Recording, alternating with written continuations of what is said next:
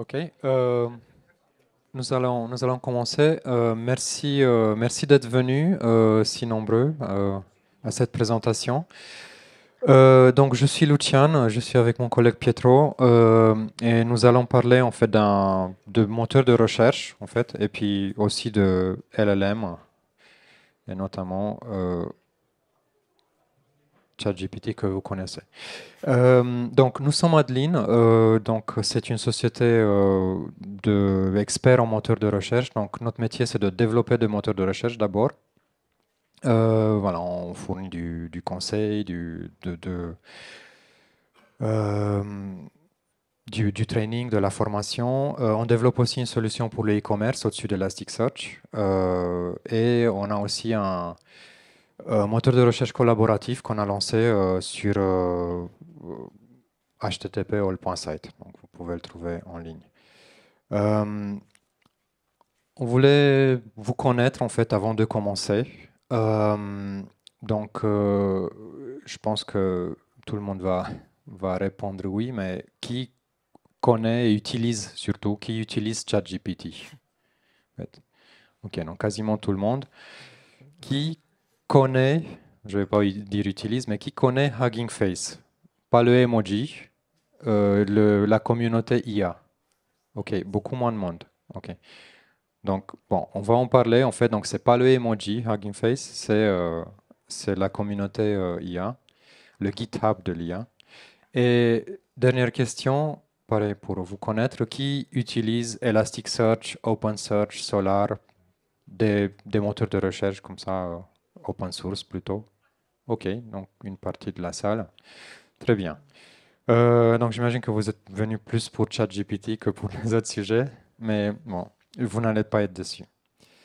L'agenda est très chargé aujourd'hui. On va essayer de passer dans beaucoup de sujets. On a beaucoup de démonstrations en fait. Malheureusement, on n'a pas deux micros comme ça, donc on va essayer de le faire. On a besoin d'avoir les mains sur le clavier. On va basculer beaucoup entre les démonstrations et les slides.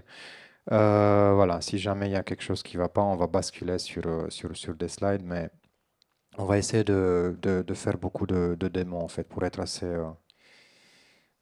factuel. Voilà, donc on va parler de NLP, on va parler de ChatGPT, comment on est arrivé là. On va parler de la communauté IA qui s'appelle Hugging Face. On va parler des moteurs de recherche et le NLP et comment ça s'intègre avec ChatGPT aujourd'hui. On va parler d'Elasticsearch, comment ça s'intègre avec le NLP, des Large Language Models, autant GPT que d'autres qui sont open source.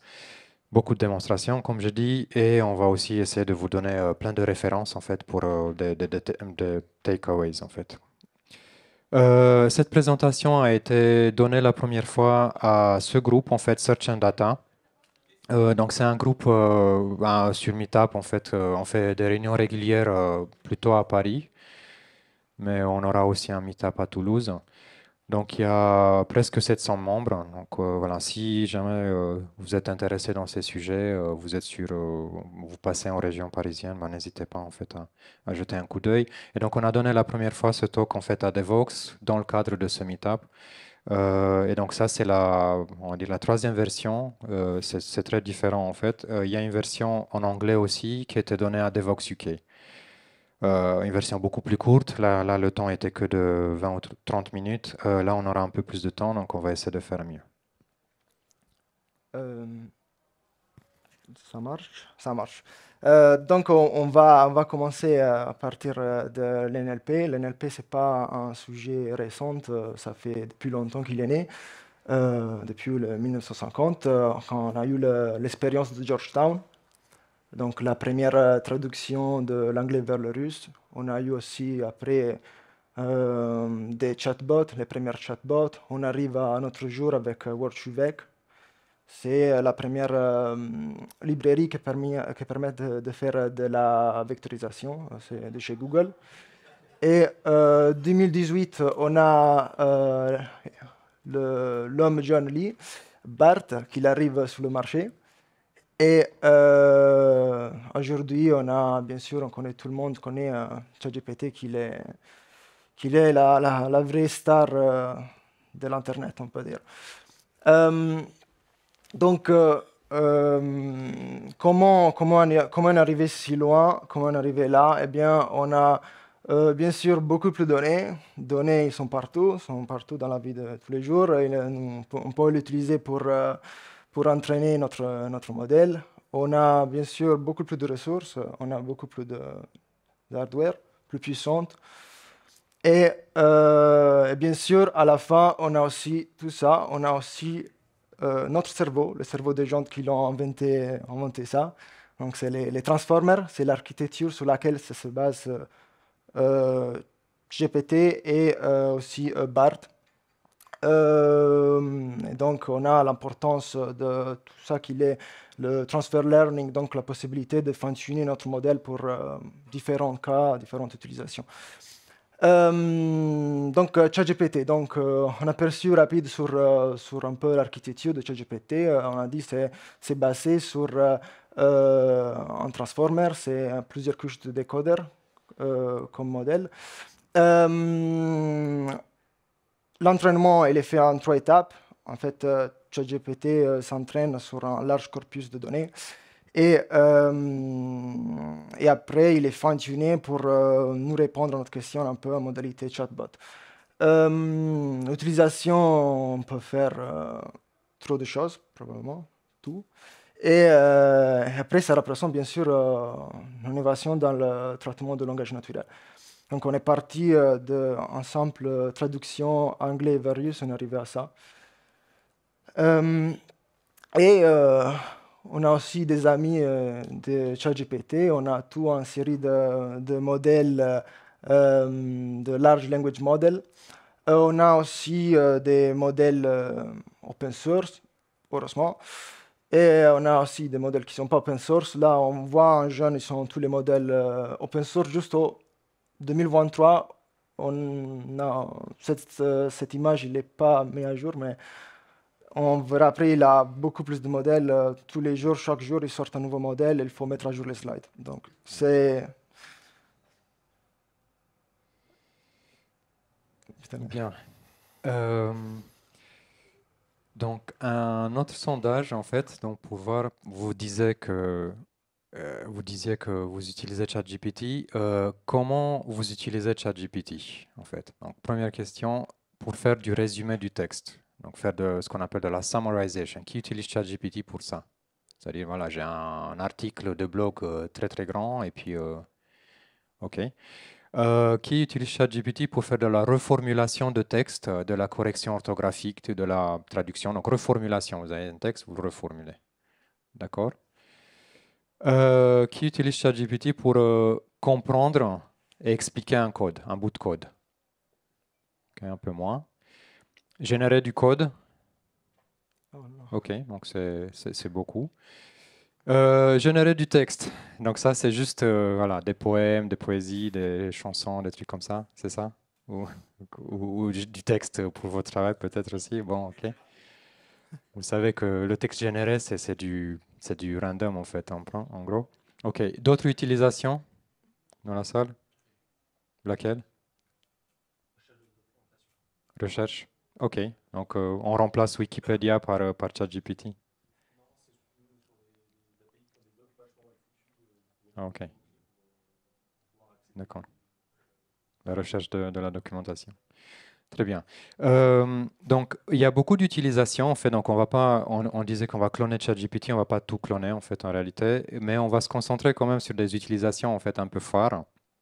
Euh, et donc, ça, c'est comment le CEO de OpenAI, donc la compagnie qui a lancé ChatGPT, utilise ChatGPT.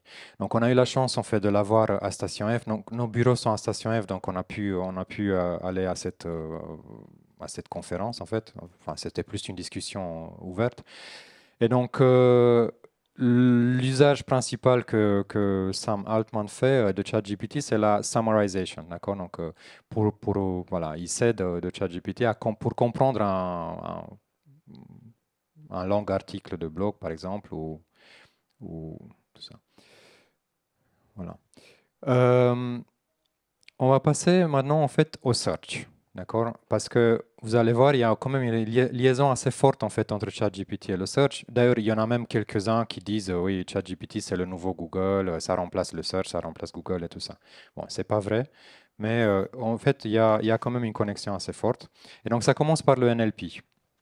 Donc, voilà, la compréhension du langage humain.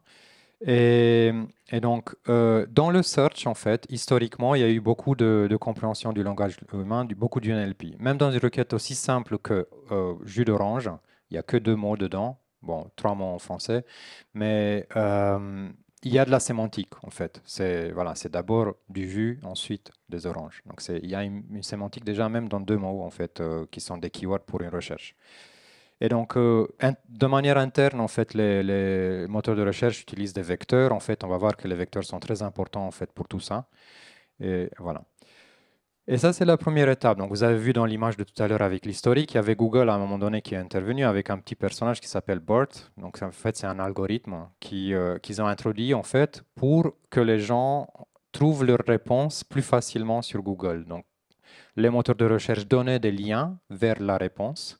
D'accord? Donc une liste de liens et la réponse se trouve en cliquant le lien et en allant sur la page, en regardant la page, en lisant tout, en comprenant et on trouve notre réponse quelque part dans la page.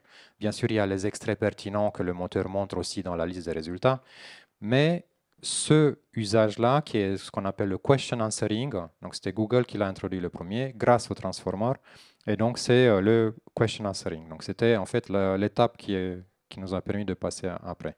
Donc ça a permis en fait d'avoir la réponse directement en fait sans qu'on ait à... Donc ça a comblé le, le gap en fait de la suite. Aujourd'hui, on assiste à une révolution. C'est pas une évolution, c'est une révolution. Qui d'entre vous utilise Bing? Personne? Ok. Vous devriez, en fait. Voilà, c'est pas parce que je suis fan et tout ça, mais Microsoft, en fait, ils ont investi dans OpenAI et maintenant, en fait, ils évoluent tellement vite donc, je vais profiter, en fait, je vais essayer de faire une démo. Donc, effectivement, vous avez Bard qui n'est pas disponible en Europe, donc on a pu le montrer à Devox UK parce que c'était UK et c'est disponible, mais en Europe, c'est pas encore disponible. Et donc, juste en parlant de Bing, donc je vais essayer euh, de vous montrer très vite, en fait, pour rester, en fait. Donc, ça, c'est Bing.com. Donc, ça, c'est le nouveau Bing. En fait, il suffit que vous alliez vous scroller en haut. Ça, c'est pas mon ordinateur, mais. Alors, conversation. Donc, ça marche aussi en scrollant, en fait, mais là, donc, vous cliquez ici. Et en fait, ah non, c'est pas ça. Effet démon. Tu peux fermer là. Voilà. Et donc ça, en fait, c'est ChatGPT. D'accord? Je Ok. cherche On va voir. conversation. Voilà, Ah, mais il est exact. fermé, ok. Il est fermé, c'est-à-dire. J'utilise pas Bing. Ok. Très bien. Bon, c'est pas grave. Donc, je disais, quand le démo marche pas, on a des slides. Très bien. Donc, en gros, il y a Bing qui est intégré dans ChatGPT qui est intégré dans Bing et Bard qui va être intégré dans Google en fait plus tard, ce qui fait qu'en fait on aura des réponses, Donc, on va les voir juste après.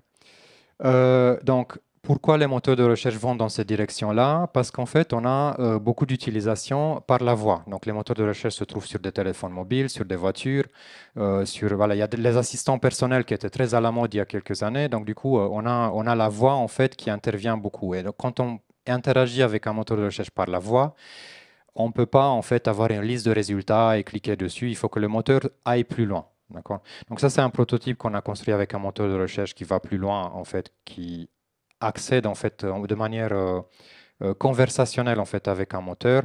Il y a plus de détails ici en fait, donc c'est implémenter tout avec open source en fait, donc vous pouvez aussi le faire vous-même.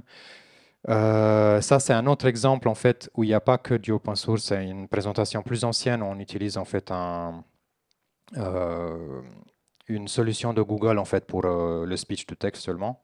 Et on intègre aussi ça avec le moteur de recherche. Et donc voilà. Donc c'était ma démo, mais je vous la montre comme ça. Ça c'est Bing. D'accord? Donc, c'est plus Google. Donc, j'ai donné crédit à Google, en fait, parce qu'effectivement, c'était eux ici. Et ça, c'est Bing. Donc, il y a quelque chose, en fait, qui va mieux, en fait, chez Bing. Donc, vous remarquez, en fait, à droite, c'est ChatGPT. D'accord? Et c'est un ChatGPT amélioré, dans le sens où il ne va pas halluciner, en fait, du texte comme ça pour vous dire, voilà, vous avez posé une question, bah, je vous dis quelque chose, je vous donne une réponse parce que voilà, je sais faire. C'est des réponses qui sont annotées, en fait, avec des liens, donc qui sont documentés. D'accord? Donc, c'est un peu du texte généré, mais quand même documenté. Il y a aussi en fait ce qu'on appelle croiser les résultats, d'accord? Donc Google en fait avec le question answering va prendre le résultat que lui il trouve le plus pertinent et va faire le summary de ça, va extraire la réponse qui vous intéresse de ce texte-là. Mais si le premier résultat n'est pas le bon, si il n'est pas le plus pertinent, si c'est du fake news, on n'en sait rien. Donc là, vous avez en fait la réponse according to four sources, d'accord? Donc la réponse avec 4 sources en fait en appui en fait de cette réponse-là. D'accord? Ça, c'est fait avec ChatGPT aussi. Jusqu'ici, on n'a pas remplacé ChatGPT, c'est ce qu'on va, on va vouloir faire.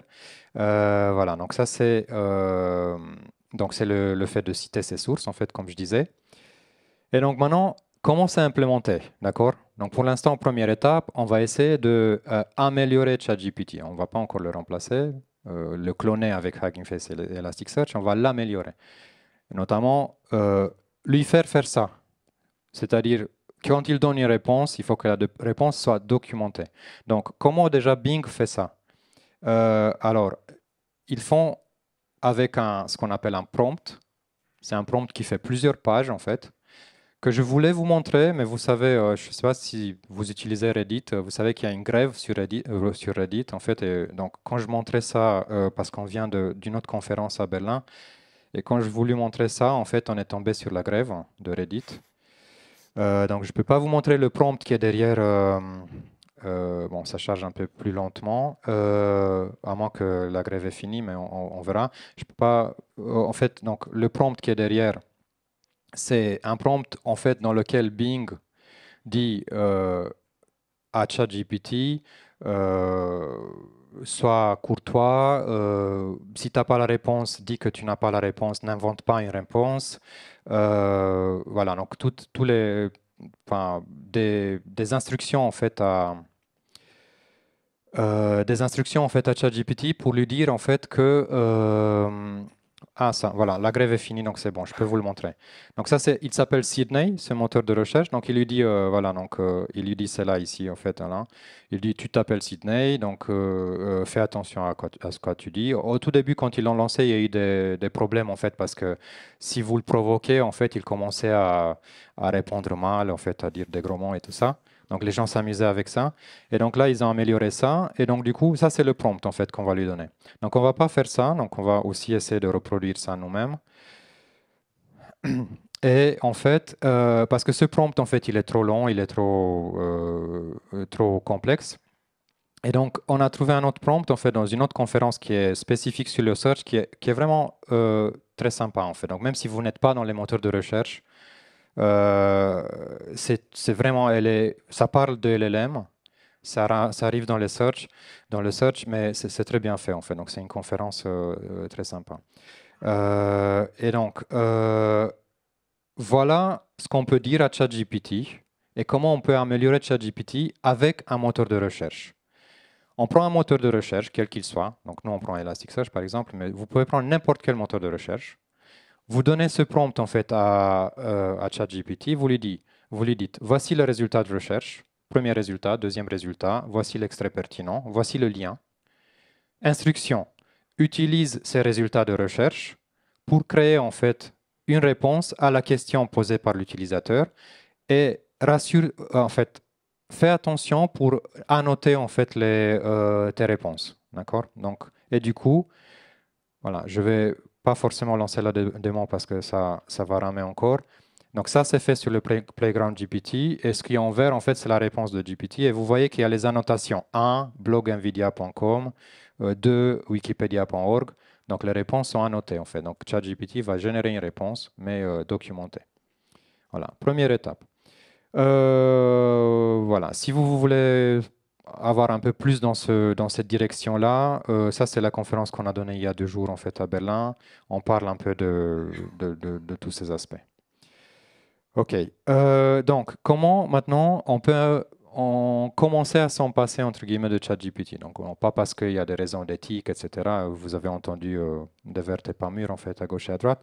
Euh, on va juste, voilà, pour l'exercice, on va essayer de faire ce que fait ChatGPT, mais avec des moteurs de recherche et du NLP. Il y a une tâche dans le NLP qui s'appelle question answering. D'accord? C'est exactement ça, en fait. Et comment ça fonctionne? On lui donne un contexte et une question qui est basée, en fait, qui doit avoir sa réponse dans le contexte qu'on a donné. D'accord? Et donc, ces tâches, en fait, ces modèles de machine learning sont capables de sortir la réponse. D'accord? Et c'est une réponse comme ça, donc très laconique. C'est pas du texte inventé, c'est pas des hallucinations, c'est du texte qui existe réellement dans le texte d'origine. Il va juste aller dans le texte d'origine, trouver l'extrait qui est le mieux, l'extraire et vous l'afficher. Et ensuite, on peut aller plus loin avec ce qu'on appelle le generative question answering. Et donc, generative question answering, en fait, c'est on va, entre guillemets, broder autour de la réponse pour construire une phrase pertinente, mais toujours avec la réponse qui va bien. D'accord? Donc, on va générer du texte, mais autour de la réponse qui était tout à l'heure. On a essayé d'implémenter ça, en fait. Donc, j'espère que je peux vous montrer aussi le prototype. Et ça marche comme ça. On prend le contenu, on l'indexe dans un moteur de recherche, donc en l'occurrence c'est Elasticsearch. Ensuite, en bas, en fait, on a la question de l'utilisateur. Première chose qu'on fait, on va chercher dans le moteur de recherche des données qui sont autour de la question. Ça, c'est déjà une tâche pas forcément facile, on va voir comment on l'a fait. Mais toujours est-il, on récupère des résultats. Sur ces résultats-là, on va parcourir ces résultats. Je vais passer plus vite. Avec un code similaire à ça, donc c'est juste un for each en fait, on va parcourir chaque résultat. Sur chaque résultat, on va prendre l'extrait pertinent, donc ce qu'on appelle le highlighting, que le moteur de recherche sait vous donner très facilement. Et sur chaque extrait pertinent, on va l'envoyer à la tâche NLP de question answering et on va lui dire réponds à la question avec ce contexte. Et si la réponse qui revient a un score donc c'est un score de confiance qui est supérieur à un seuil qu'on définit de manière empirique, dans ce cas, on affiche la réponse. Et donc, on arrive à quelque chose comme ça, en fait, où on pose la question au moteur. Et donc, si le seuil est suffisant, bah, il va afficher la réponse. Donc, je vais juste vous montrer ça en live. Donc, c'est bien que ça charge moins rapidement, comme ça on va voir que ça s'affiche après en fait. Donc en gros, le question answering, ça nécessite un peu plus de processing, un peu plus de puissance de processeur, quoi. Et donc, il faut faire ça en asynchrone. Donc, c'est-à-dire qu'on donne le résultat de recherche et ensuite, si on a la réponse à la question, on s'insère quelque part dans la page pour remonter ça. Voilà, donc bon, ça charge un peu. Je pense que je vais plutôt rester sur les slides après, mais désolé pour ça. En fait, ce qui se passe, c'est que le Wi-Fi de la conférence, il est bien, mais par contre, la 4G passe pas du tout en fait dans ces salles-là. Voilà. Bon, on va laisser charger. On va revenir ici. Ça va donner ça. Donc, juste pour dire que ce pavé-là, en fait, qui est la réponse à question, va s'afficher un peu plus tard, en fait. Donc, dès qu'il est disponible, parce que ça nécessite un peu plus de réponse, plus de puissance. Et là, c'est pas du generative question answering. Voilà, on n'a pas pu aller jusque-là, mais c'est possible en tout cas. En fait, dans ce prototype. Ce prototype, en fait, on l'a fait sur Roll.site, qui est un moteur de recherche collaboratif. C'est un prototype pour l'instant, qui fonctionne en fait un peu sur le modèle de Wikipédia, GitHub et Reddit. C'est collaboratif, en fait, donc c'est toute la communauté qui contribue en fait à créer un moteur de recherche. Je ne vais pas m'attarder là-dessus. On va revenir maintenant à comment on passe à Elasticsearch. Ouais. Donc, on a parlé de question answering, mais là, plusieurs choses. On a vu que ChatGPT elle peut faire beaucoup de choses. Et on peut faire un peu la même chose sur Elastic en utilisant des modèles NLP. Et voilà un peu les différentes choses qu'on peut faire. On peut extraire les informations, comme on peut faire avec ChatGPT. On a vu le question answering. On peut faire de la classification de texte. Elastic, il a son modèle préchargé qui fait ça, qui ne marche pas trop bien. Merci Elastic. On peut faire du sentiment analysis, on peut faire aussi de la recherche vectorielle. Et c'est probablement la chose plus intéressante. Et donc, comment ça marche un peu très rapidement, un peu les différentes tâches. La sentiment analysis, par exemple, on envoie un texte et il arrive à nous prédire si le texte il est positif, il est neutral ou négatif. On peut utiliser ça pour les facettes, par exemple, dans notre moteur de recherche. Euh, Très intéressante, la Name Identity Recognition, donc l'extraction d'identité nommée.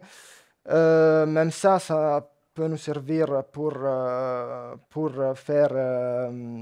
les facettes, mais ça peut nous servir aussi dans la partie de la recherche, parce qu'on peut utiliser certains mots comme filtre plutôt que comme keyword. On peut faire vraiment beaucoup de choses. Donc là, on a un exemple avec Voxet Days Luxembourg. On a différentes entités qu'on va reconnaître, notre modèle il va reconnaître. Et voilà, on verra après, on peut l'utiliser un peu comme on veut. Une autre tâche très importante, c'est la Zero Shot Classification. Donc, dans ce cas, on peut classer des classes qui ne sont pas connues pendant l'entraînement de notre modèle. Donc, on donne un input, on donne des classes possibles que le modèle n'a pas connues pendant son entraînement et il va nous le modèle il nous va répondre, il va classer l'input dans de cette classe. Encore très rapidement, super important, summarization. Donc on connaît bien. J'ai vu que pas mal de gens utilisent ChatGPT pour faire ça, donc on n'a pas vraiment trop besoin de parler un peu de qu'est-ce que ça fait. Euh, Voilà. Donc ça, c'était une liste.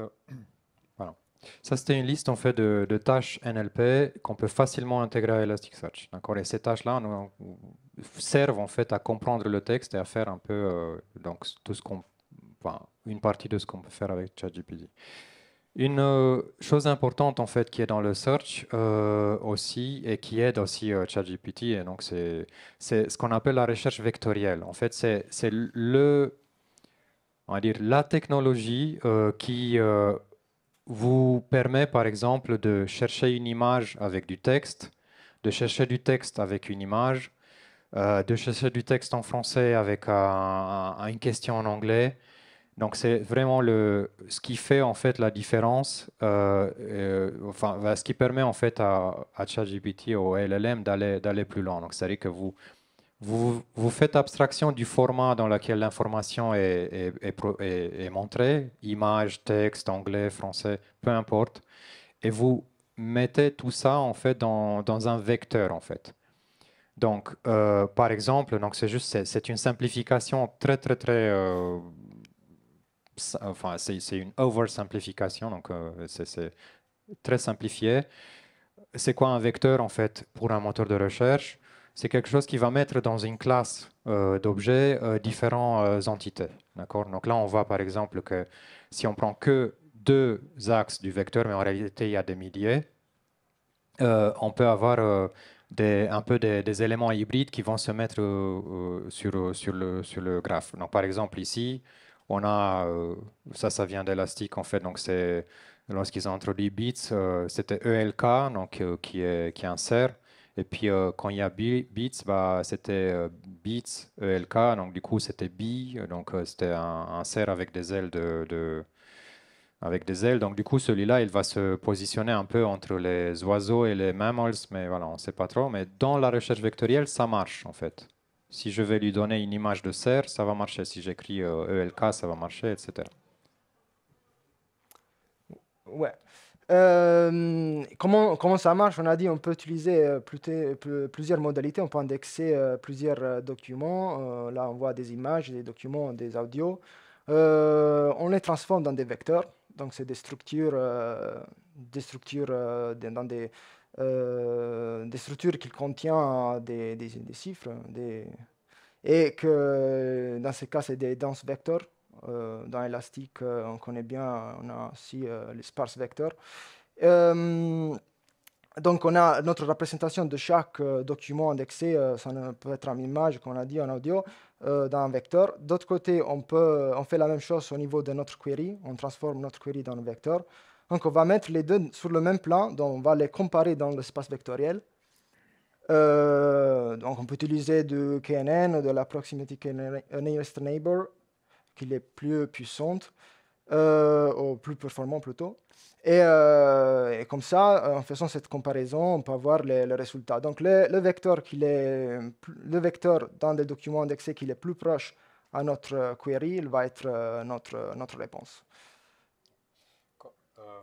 Juste pour préciser comment ça marche en fait par rapport à la recherche par keyword, hein, qui est l'alternative à vector search. Donc le vector search, il va donner une réponse quoi qu'il arrive, parce que c'est du nearest neighbor. Donc si votre requête est très très très très loin en fait des documents qui sont dans l'index, il y aura quand même un qui est nearest neighbor, d'accord? Donc voilà, il faut faire attention et c'est pour ça que ChatGPT parfois il hallucine parce que c'est des choses qui n'ont rien à voir, mais il donne toujours une réponse. Il est de toute façon rémunéré pour ça. S'il ne donne pas de réponse, c'est qu'il n'a pas son cookie à la fin.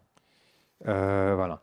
Donc Hugging Face en fait, parce que ça c'est très important pour pouvoir intégrer en fait des modèles NLP avec Elasticsearch. Donc, c'est une société qui a démarré à Station F, en fait, à Paris, qui est maintenant une licorne, en fait, et qui est là, en fait, le GitHub, en fait, du machine learning. Vraiment, donc, voilà, ça ressemble, ouais, ça c'est juste encore de la pub, en fait, parce que nous, on est à Station F aussi. Voilà, si dans 2 ans, 3 ans, on est comme Hugging Face, alors c'est qu'on a réussi. Euh, Ça ressemble à ça, Hugging Face. Pareil, je ne vais pas switcher pour vous montrer en live. Mais en gros, c'est un repository en fait, où vous pouvez trouver des modèles de machine learning. Vous voyez les licences, etc. Vous pouvez même les essayer en fait. Donc, il y a un playground en fait, où vous pouvez donner des exemples et vous voyez la réponse. Et donc, là, donc, il y a énormément de modèles, hein. Mais nous, on va se concentrer sur ceux-là, ceux qui sont encerclés, donc qui sont des NLP tasks. Donc, vous retrouvez ce dont on parlait, donc classification, question answering, summarization, text generation aussi. Voilà. Très important, c'est de bien choisir son modèle. Donc, quand vous allez sur Hugging Face, vous voyez des modèles, il y a des likes et des nombres de downloads. Donc, vous voyez en fait ce que vaut en fait par la communauté chaque modèle, mais il est très important de le tester pour vos données en fait et pour votre cas. Donc ça c'est quelques exemples qu'on donne ici. Donc c'est une copie d'écran de Hugging Face, du playground Hugging Face en fait pour un modèle donné. Donc là c'est le modèle qui s'appelle DeepSet, donc c'est DeepSet Roberta Large Squad 2, voilà, donc c'est celui-là. Et donc c'est du question answering, donc on lui donne une question, on lui donne un contexte, on a la réponse. Si on prend un autre modèle, donc c'est le même modèle, mais en version plus courte, d'accord, plus compactée. La réponse, elle est bonne, mais bon, en fait, c'est une question compliquée, hein, parce que la capitale européenne, il n'y en a pas. Il y en a la capitale européenne de la culture, la banque européenne qui est à Francfort, il y a Luxembourg aussi qui a des institutions européennes, etc. Donc, ce n'est pas forcément une réponse fausse, l'Allemagne, mais c'est juste que le point est que le modèle n'est pas bon. Donc, là, en l'occurrence, c'est un modèle qui est entraîné pour l'anglais. On pose la question en français, le contenu est en français. Donc, vous voyez, quand le modèle il est suffisamment grand, ça passe. Quand il est trop petit, ça passe plus. Voilà. Mais encore une fois, c'est du français sur un modèle anglais, c'est déjà quand même impressionnant. Ok, bon, ça c'est encore une autre conférence qui parle un peu des différents modèles par rapport à la langue et comment on peut faire abstraction de ça. Mais on va avancer un peu plus vite pour voir comment on intègre Hugging Face avec Elasticsearch. Donc ça, c'est... je te passe la main. Ok. Ouais. Donc on va voir aussi après dans la démo. En première chose, on doit bien sûr choisir notre modèle. Après, on a la possibilité d'utiliser un outil qui est écrit bien sûr en Python, c'est un outil élastique. On peut l'utiliser pour charger notre modèle sur, sur notre cluster élastique. Et après, on a aussi la possibilité, on verra après, là, on a la dashboard, on peut voir un peu, voir un peu les différents modèles qu'on a chargés. Et bien sûr, ici, on voit dans la commande, il faut donner aussi le task type. Donc, qu'est-ce qu'on veut faire avec notre modèle? Dans ce cas, on a utilisé un DistilBERT. Donc, c'est un BERT fine-tuné pour faire du Named Entity Recognition. Et on a donné un task type Named Entity Recognition. Je pense... ça, c'est aussi à notre conférence qu'on a fait à Stack. C'était sur le sujet, si vous voulez aller plus loin. Il y a beaucoup plus de détails en fait sur cette intégration Hugging Face et Elasticsearch en fait. Donc il y a énormément de détails. Ici, on va simplifier un petit peu. Et Et ouais. ça fonctionne aussi avec, avec Solar et OpenSearch. On a récemment écrit un article de blog pour ça, pour OpenSearch. Donc, le script Python de tout à l'heure, en fait, il est disponible dans les versions un peu plus avancées d'Elastic, mais c'est pas pour autant que vous pouvez pas faire ça avec de l'open source. Donc, allez-y, en fait, testez-le. Donc, de toute façon, vous pourrez en fait le faire sans licence. Ouais, je pense qu'on a la première démo. Ok, j'espère que ça va fonctionner. Cette démo, elle est en local, donc je pense que ça va aller un peu mieux. Donc, on va voir du coup Elasticsearch. Non. On sort de Windows parce que On peut peut-être il n'est commencer pas par bon. montrer le dashboard en fait avec la language identification rapidement. Ouais, on peut faire ça. Donc voilà, je vous montre rapidement le dashboard de Elastic. Donc c'est un Ceux qui ne dashboard qui connaissent ressemble pas. à Hugging Face. En fait, il est beaucoup moins puissant, hein, mais c'est juste, ça permet de tester son modèle dans Elasticsearch cette fois-ci.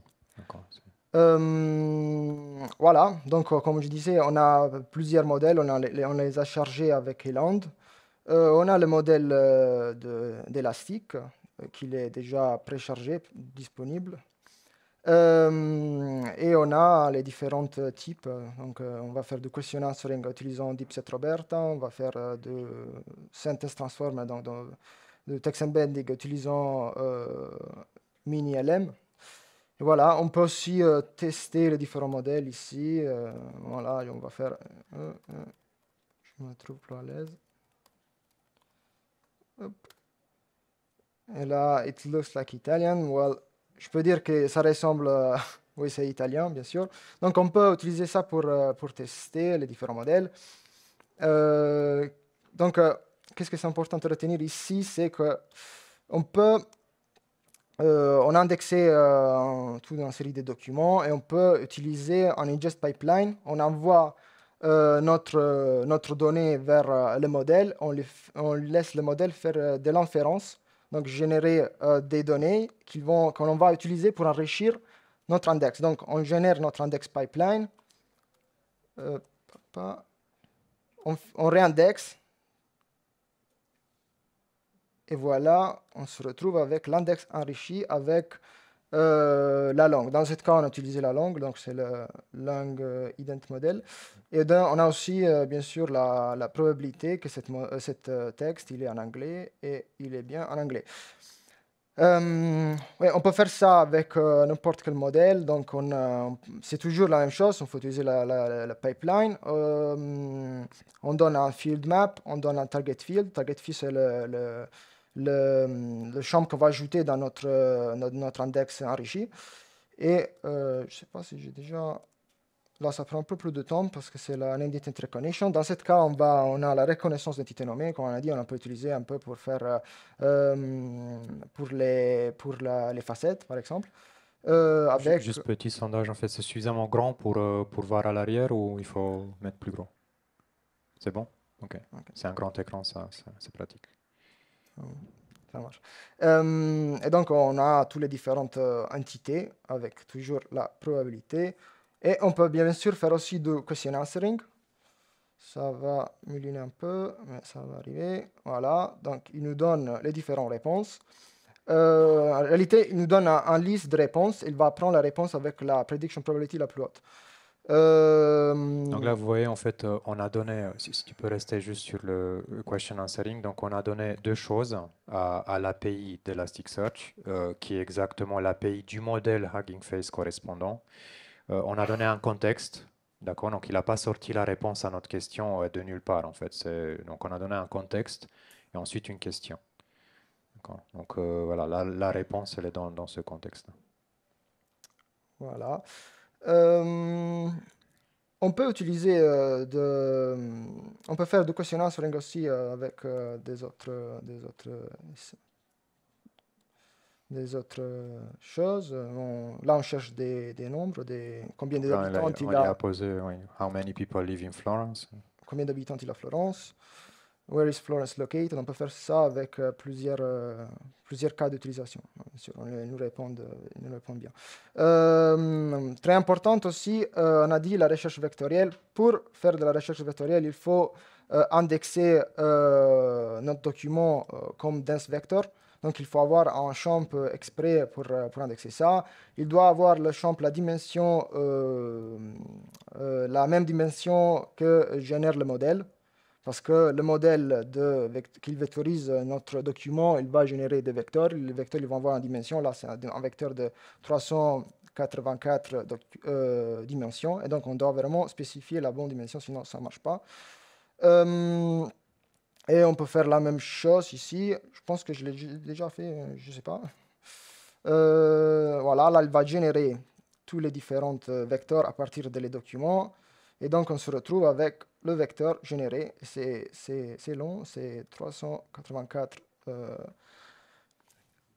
Voilà, et le texte associé. Donc, le document associé à son vecteur. Et on peut chercher dans notre, voilà, ça, dans notre index, là, en utilisant un query, en utilisant le modèle. Cette version, cet endpoint, il est dispo à partir de la version 8.7. Et on peut, dans ce cas, on va vectoriser notre question, notre modèle texte, en utilisant le même modèle, et on va chercher le key égal à 1. Donc, on va chercher le document le plus proche à notre question et on va retrouver Florence. Donc la chose que c'est plutôt importante ici, c'est que bien sûr avec de la recherche keyword, ça fonctionne pas parce que là on a un opérateur end, donc on n'arrive pas à retrouver notre document. Mais avec de la recherche vectorielle, on peut utiliser notre question pour trouver notre document. On peut changer le nom de Florence en Firenze, que c'est la version italienne.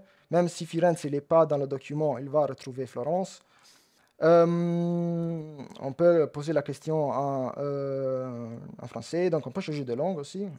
Donc là, le dernier exemple, c'était la question était où se trouve Florence, littéralement en français. Et puis le Voilà. précédent, c'était en anglais, mais Florence était écrit en italien, Firenze. Et donc là, juste pour ceux qui peut-être n'ont pas réussi à tout suivre, en gros, ce qu'on est en train de faire là, on est en train de se baser sur quelque chose qui est dans le moteur de recherche. Donc, vous pouvez imaginer qu'il peut y avoir la documentation de votre entreprise, la documentation d'un produit, il peut y avoir tout Internet, peu importe. On va utiliser ce moteur de recherche pour obtenir en fait l'information qui correspond à notre requête, sauf qu'on ne peut pas le faire en keyword search. En fait, donc, je ne sais pas s'il y a une question, une requête en keyword search. Si vous demandez à ce moteur-là, Where is Florence located? Il va rien renvoyer parce qu'on est dans mot-clé en fait. Donc il n'y a pas le mot where, is, tout ça. Il y a juste du texte autour de Florence. D'accord? Donc c'est pour ça qu'on est obligé en fait, on est obligé. Grâce au vector search, notre question c'est where is Florence located? En keyword, on ne trouve rien et il n'y a pas ces mots-clés en fait dans le texte. En revanche, au niveau vectoriel, il y a des choses qui sont proches. Et donc on récupère les réponses qui sont proches et ensuite on passe à la deuxième étape qui est le question answering. Donc Voilà. c'est-à-dire qu'avec ces contextes-là, on passe dans le modèle question answering et on a la réponse à notre question. On va retourner sur les slides. C'est partagé. Voilà. Et pour les grands modèles de langage, on est au but de la presse.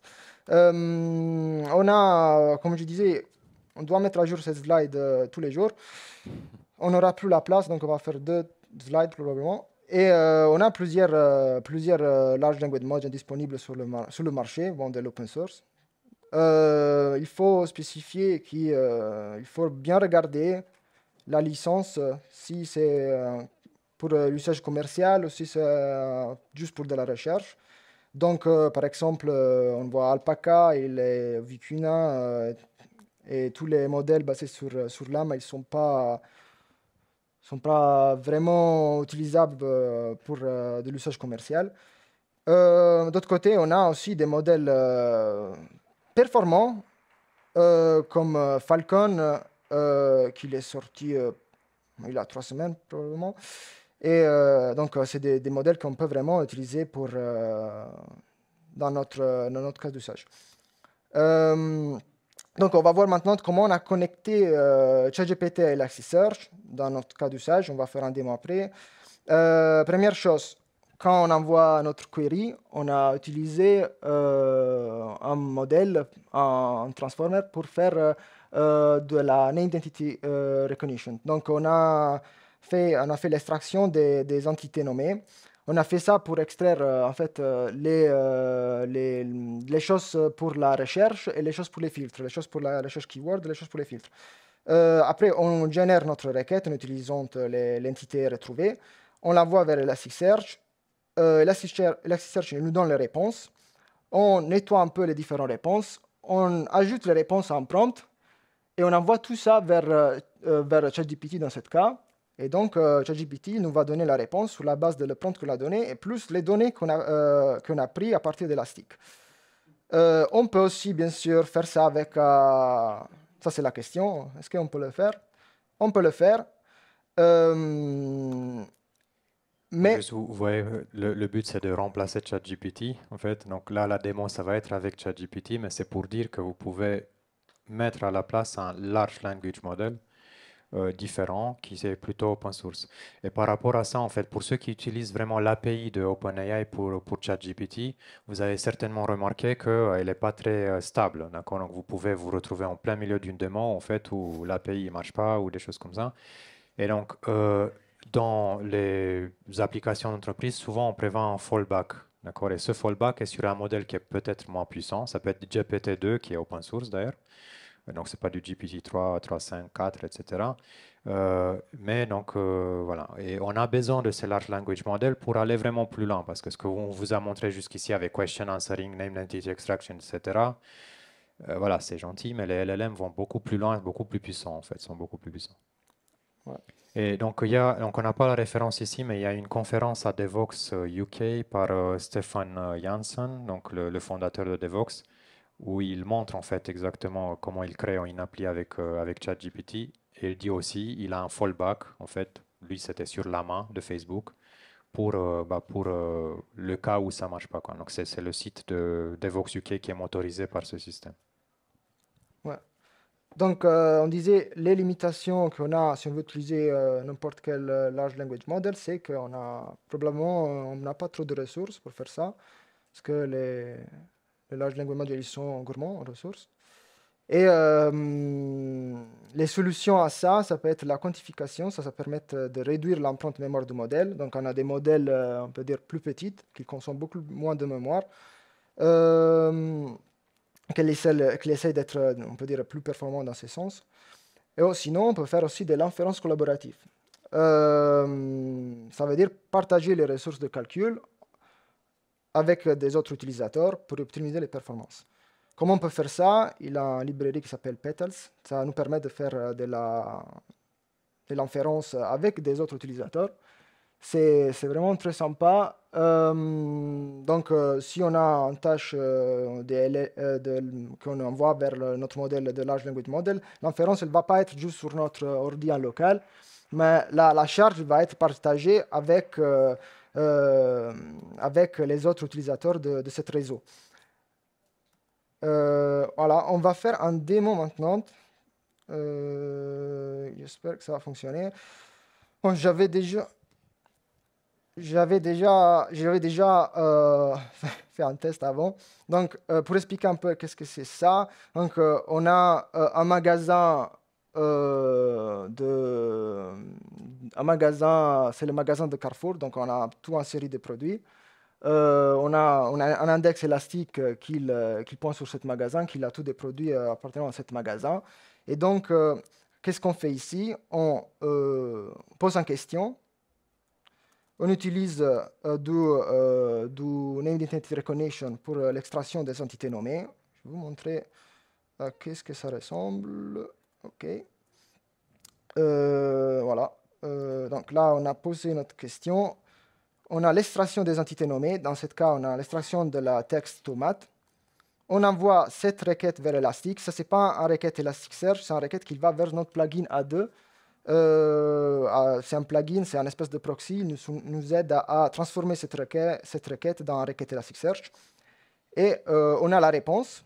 Donc, avec tous les différents produits, je vous dis des tomates. Là, on a la réponse. Voilà, tous les différents produits avec leur nature, le nom et voilà, toutes les différentes informations. Et après, on a un prompt. Donc voilà, ici, on a la partie du prompt. Donc c'est ça. That's what the user asked. C'est ça qu'il a demandé. Je voudrais des tomates. Si l'utilisateur il cherche des produits, voilà les produits que tu dois chercher. Cette liste de produits elle est extraite à partir de la requête qu'on a envoyée, comme je disais. Et donc, on lui donne la liste des produits. Voilà. Et après, on lui dit You're allowed to extract information and show them nicely. Donc, il faut être quand même gentil avec l'utilisateur. Tu peux suggérer aussi des produits qui peut-être ils vont bien matcher avec ça. Tu peux aussi suggérer des recettes. Et si l'utilisateur demande des choses qui ne sont pas liées avec Carrefour, avec un requête qu'on peut faire sur un moteur de recherche qui se base sur un supermarché, voilà, donne-lui une réponse à joke, un blague sur Carrefour. Et donc voilà, donc on envoie tout ça vers ChatGPT dans ce cas, mais on peut faire ça avec des autres modèles. On a testé ça avec Falcon et avec Bloom, mais ils ne sont pas encore trop puissants pour faire ça. Et donc on a notre réponse, donc ChatGPT dans ce cas, il nous répond avec tous les différents résultats de notre recherche. Il nous dit, si vous cherchez des idées pour cuisiner les tomates, je vous recommande de faire un salade caprese, de préparer un sauce tomate maison pour vos pâtes ou de faire un tarte à la tomate. Voilà. Et après, il nous donne des blagues sur Carrefour que moi, j'ai jamais compris. Et bon, même là, je n'ai pas compris. Et je te passe là. Ouais, on doit aller plus vite. Ouais. Je tombe sur les slides. Ok. Voilà. Donc on a plus que 2 minutes. Non, peut-être on va s'arrêter Voilà. sur ça, parce que ça c'est important. C'est des ressources très très sympas en fait. Donc on les a mis sur un slide, donc ça va être difficile de les scanner comme ça. Prenez une photo et puis sinon le code barre, je pense que les téléphones vont un peu. Ouais, je te laisse expliquer ce que c'est. Alors, la première, c'est la leaderboard Hugging Face. Donc, c'est un classifique de tous les modèles, de les performances de tous les modèles. La deuxième, c'est une liste mise à jour presque tous les jours de tous les modèles open source avec oui, avec leur taille et toutes les infos utiles. Et après, Comme vous avez vu dans notre slide tout à l'heure, il y a plusieurs licences open source. Faites attention, il y a des licences voilà. qui sont pour l'usage commercial, des licences pour la recherche, etc. Donc, ouais. Et la troisième, c'est très drôle, c'est un site, ça vous permet d'utiliser les différents modèles, de les tester. Les modèles, c'est open source, c'est pas open source. Et là aussi, on a un Battle Arena, vous pouvez faire une bataille entre les différents modèles. C'est pas mal, c'est sympa comme utilisation. Euh, Bon, et voilà les conclusions. Donc, on a vu un peu, on peut combiner GameFace et Elasticsearch pour élargir l'horizon de search. Euh, on espère que les futurs modèles génératifs vont être plus efficaces. Et après, on a vu Bing et Google qui stimulent l'innovation. Et on espère que ChatGPT ne va pas nous remplacer. On va juste l'utiliser pour travailler avec. Va être notre collègue. voilà, d'autres ressources encore. Et puis Time's Up, c'est marqué sur cet écran. Donc, merci pour C'est votre parfait. participation.